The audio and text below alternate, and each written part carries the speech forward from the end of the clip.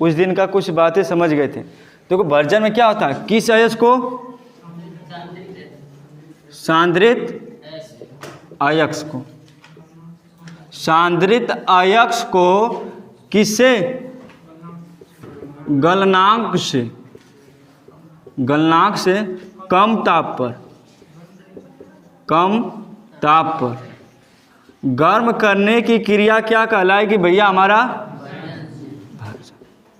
देखो भैया क्या कहलाएगा, भर्जन। सांद्रित अयस्क को गलनांक से कम ताप पर गर्म करने की क्रिया को क्या कहलाएगा भैया, भर्जन। यह भर्जन की क्रिया जो है एक भट्ठी है, उस भट्ठी में होता है। भट्ठी का नाम है भैया परावर्तनी भट्ठी, परावर्तनी भट्ठी। देखो भर्जन किसे कहेंगे, 2 नंबर के एग्जाम में कभी कभी पूछ देता है, या नहीं पूछता है तो या तो परावर्तनी भट्ठी के बारे में पूछ देता है।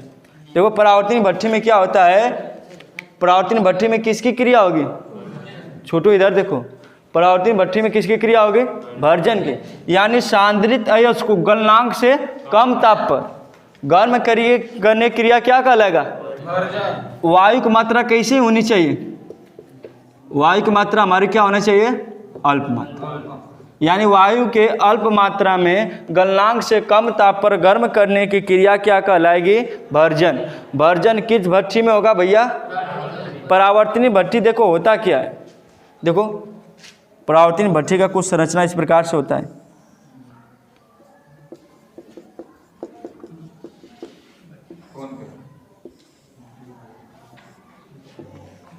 शांत रहो, कोई बोलेगा नहीं। देखो परावर्तनी भट्ठी क्या है,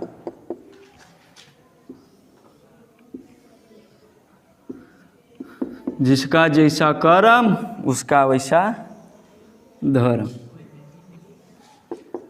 तुम सबको अच्छे से बनाना है, मैं तो ये लाभ लुबा कोशिश कर रहा हूँ समझाने के लिए, ठीक। इसी प्रकार से टोटल होता है ये परावर्तनी भट्ठी।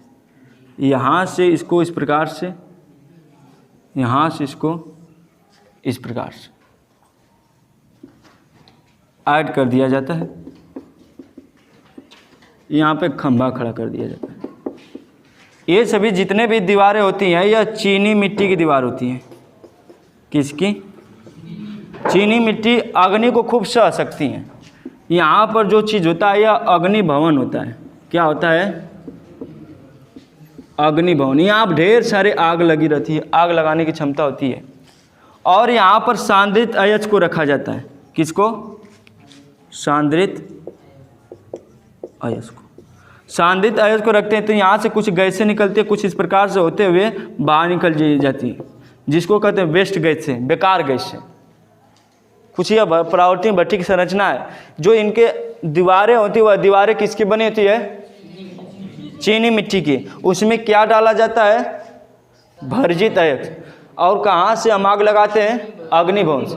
देखो हमको इसको गर्म तो करना है, डायरेक्ट आग लगाकर गर्म नहीं करना। जब यहाँ से हम उष्मा देंगे तो इनकी दीवारें खूब गर्म होगी। गर्म होने के बाद इस चार्ज जो है, चार्ज पर सांद्रित अयस्क, अयस्क बोलो या चार्ज बोलो, नीचे दिखाई नहीं दे रहा होगा, सांद्रित अयस्क या चार्ज बोलो।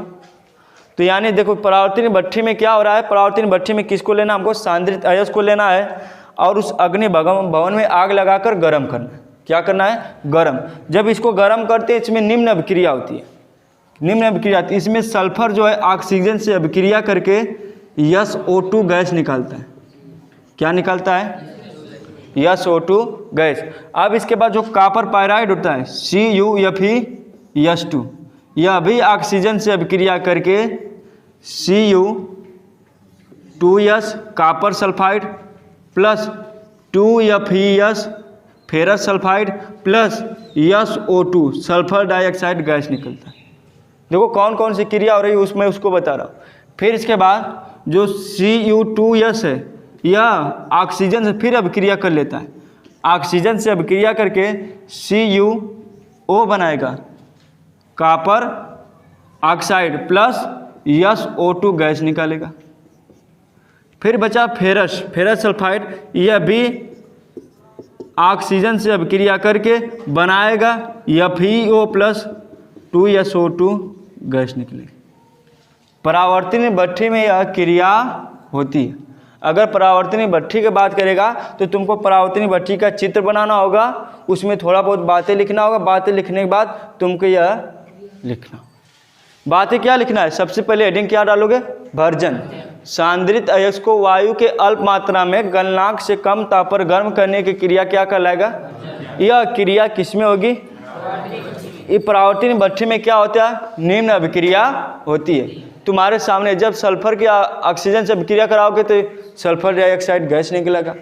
फिर कॉपर पायराइड या जो अयस्क है जिसका हमको सांद्रण करना है उसकी अभिक्रिया ऑक्सीजन से कराओगे तो कॉपर सल्फाइड, फेरस सल्फाइड और सल्फर डाइऑक्साइड गैस बाहर निकलेगी, यहाँ से निकलेगी। यहाँ से सल्फर डाइऑक्साइड गैस निकलती रहेगी।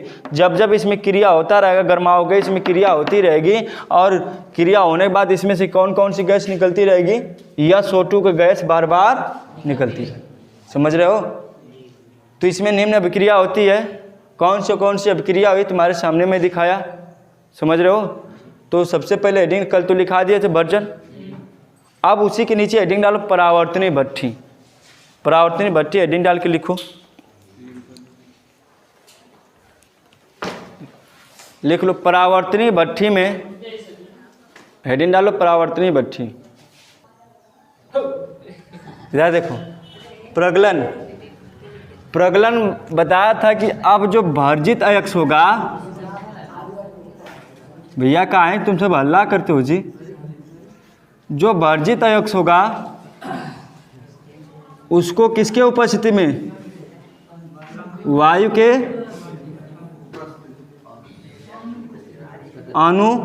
वायु की उपस्थिति रहेगी। वायु की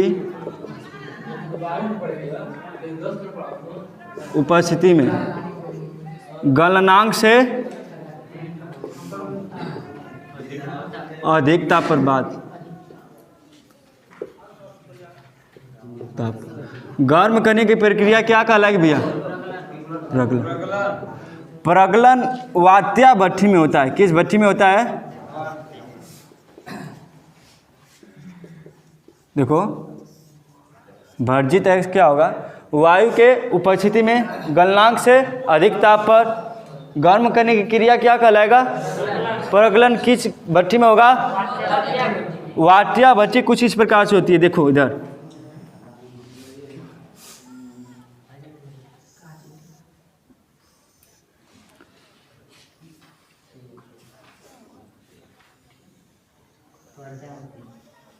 ठीक। यह तुम्हारे सामने क्या नजर आ रही है भैया, वात्या। तावा कौन कर रहा है भैया, मानता हमको चित्र बनाने नहीं आता लेकिन प्रयास तो करता हूँ। तुम सब तो वो भी नहीं करोगे। टेस्ट आएगा दांत याद दो उसे में हाँ है वो कह के। दिलीप तो पहले इधर देखो, यहाँ दो भाग होता है।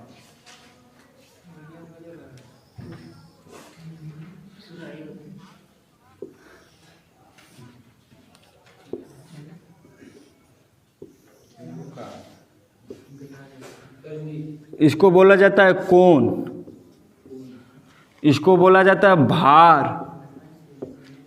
यहाँ पर जो यह चीज़ दिखाई दे रहा है दीवार पे इसके, इसको बोला जाता है हांपड़। क्या बोला जाता है, यहाँ से हम लोग भर्जित अयस्क को गिराएंगे जिसको बोला जाएगा घान। क्या बोला जाएगा, इसमें टेम्परेचर जो है 800 से कितना होगा, 1600 डिग्री तक होता है। हाँ, यहाँ से हम लोग व्यवस्था किए रहेंगे हवा को प्रवाहित करने का, जिसका नाम है ट्विटर। ट्विटर मोदी वाला ट्विटर नहीं, हवा वाला ट्विटर। हाँ गदा खिलस मत करो। यहाँ से किसको प्रवाहित करोगे, गर्म वायु का झोंका। गर्म वायु का झोंका, गर्म वायु का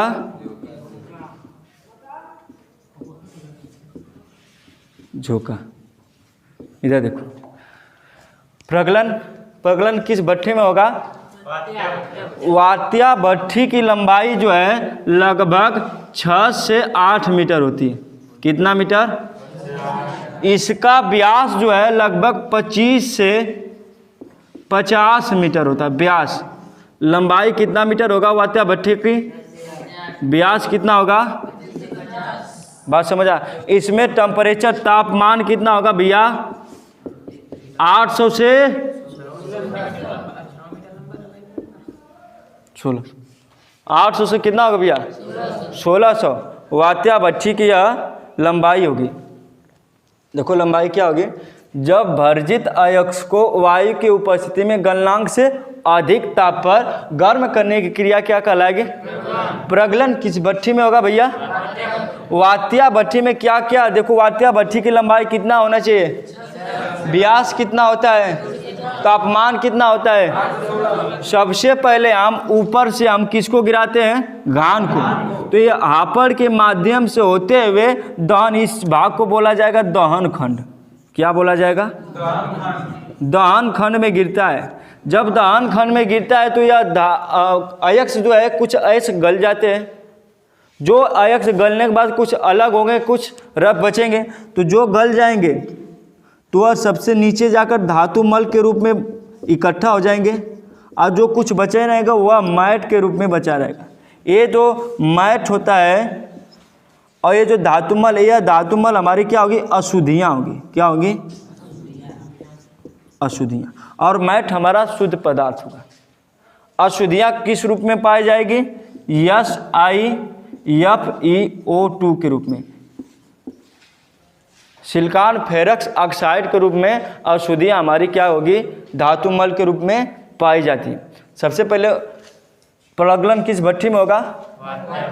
वात्या भट्ठी में। कैसे गिराओगे? घान को। किसके माध्यम से? कहाँ गिराओगे? दहन खंड का टेम्परेचर कितना होना चाहिए? फिर वायु का गर्म ट्विटर के माध्यम से क्या प्रोवाइड करोगे? गर्म वायु का झोंका, जिससे अभिक्रिया हमारा धातुमल के रूप में क्या मिलेगी? और मैट के रूप में शुद्ध। समझ रहे हो? तो यह वात्या भट्ठी का चित्र है। यह आपको बता दे, प्रगलन नहीं पूछता लेकिन वात्या भट्ठी पूछता है। एक बार फिर से सुन लो कैसे तुम सबको लिखना है। वर्जित अयस्क को वायु की उपस्थिति में गलनांक से अधिक ताप पर गर्म करने की क्रिया क्या कहलाएगी? यह किस भट्ठी में होगा? किस भट्ठी में होगा? वात्या भट्ठी में होता है। वात्या भट्ठी की लंबाई कितनी होनी चाहिए? व्यास कितना होना चाहिए? इसका अधिकतम टेम्परेचर कितना होना चाहिए? और ट्विटर के माध्यम से किसको प्रोवाइड किया जाता है? तो इसमें निम्न अभिक्रिया होती है। निम्न अभिक्रिया होने के बाद क्या मिलेगा हमारा? धातुमल अशुद्धियों के रूप में प्राप्त होता है। लिख लोगे? लिखा दे? हेडिंग डालो। प्रगलन लिखो ना, प्रगलन में लिखो। प्रगलन में कहा तुम सब पे करते हो? लिखो।